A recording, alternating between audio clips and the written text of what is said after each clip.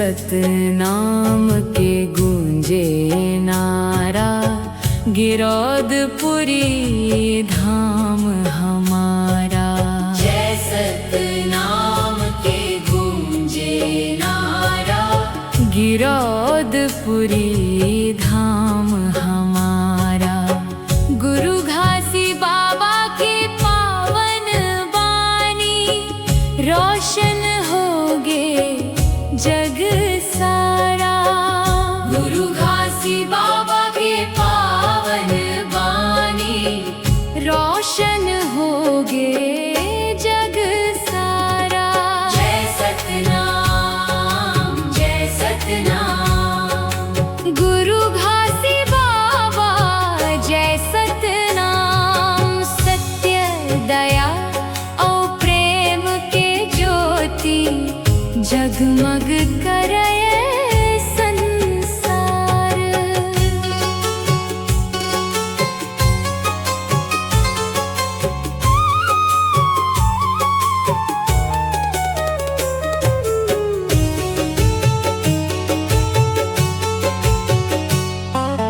गिरौदपुरी के माटी पावन, सुगंध बगराए चारों धाम।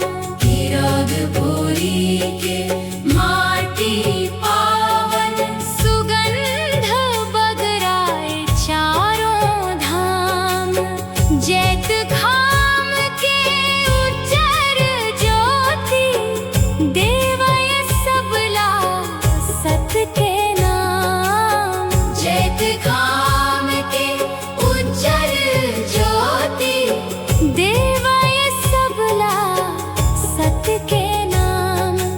मन खे एक समान कही के, मिटाइस भेद विभेद।